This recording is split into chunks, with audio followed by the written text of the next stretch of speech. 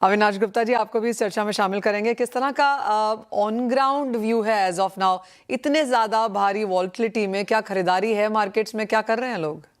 नमस्कार मनीषा जी। जैसे अभी आपने अजय भाई से पूछा कि शादी के ग्राहक को क्या करना चाहिए, शादी के ग्राहक वापस बाजार में आ चुके हैं।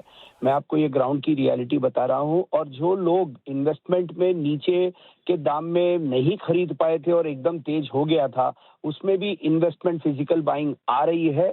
और ये जो प्राइस करेक्शंस हो रहे हैं, ये करेक्ट प्राइस डिस्कवरी की तरफ मूव कर रहे हैं।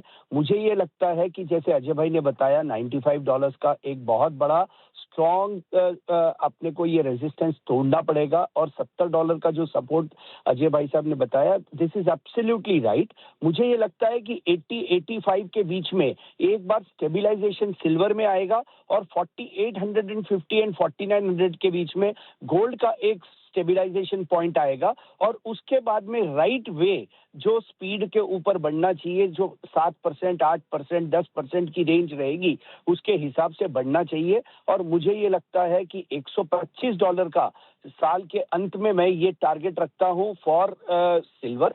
और 5500 से 6000 के बीच में रखता हूं गोल्ड का। और ग्राउंड के अंदर बहुत अच्छी लेवाली निकली है बाजार में। ये एक बहुत बड़ा रिलीफ मिला है मेरे हिसाब से to the consumer as well as to the jeweller. Manisha ji. Avinash ji, जैसे आपने कहा कि इन्वेस्टमेंट और शादियां दोनों की ही बाइंग यहाँ पर बनती हुई नजर आई है।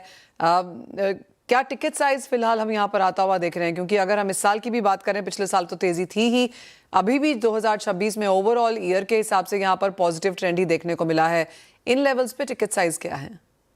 टिकट साइज देखिए मनीषा जी, आज जिस कंज्यूमर की पॉकेट साइज कोई बहुत लंबी बड़ी नहीं है। तो टिकट साइज आज भी हम देखेंगे तो वो छोटा टिकट साइज ही मार्केट में बिक रहा है।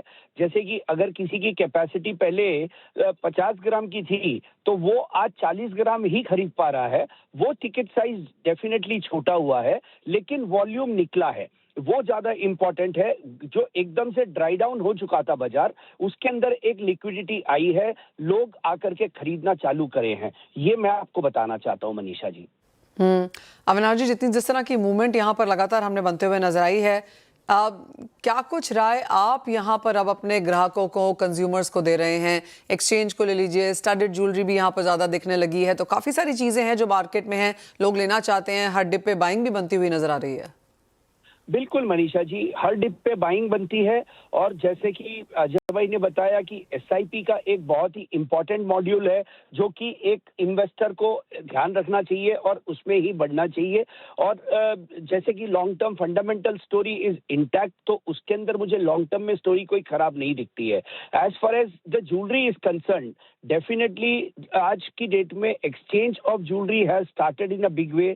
हमने वित्त मंत्री को भी एक चिट्ठी लिखी थी, जिसमें हमने बोला था कि एक क्लैरिफिकेशन चाहिए जो एक्सचेंज ऑफ ज्वेलरी करता है, which will help the domestic sector grow as well as एक जो इंपोर्ट ऑफ गोल्ड का जो एक प्रेशर इंडिया के ऊपर होता है, वो भी कम होगा। एक्सचेंज ऑफ गोल्ड के ऊपर अगर से सरकार कोई क्लैरिफिकेशन दे कि इस पे कैपिटल गेन को हम छुटकारा दे रहे हैं, तो that can be a very good way of stabilisation the domestic economy. Manisha ji.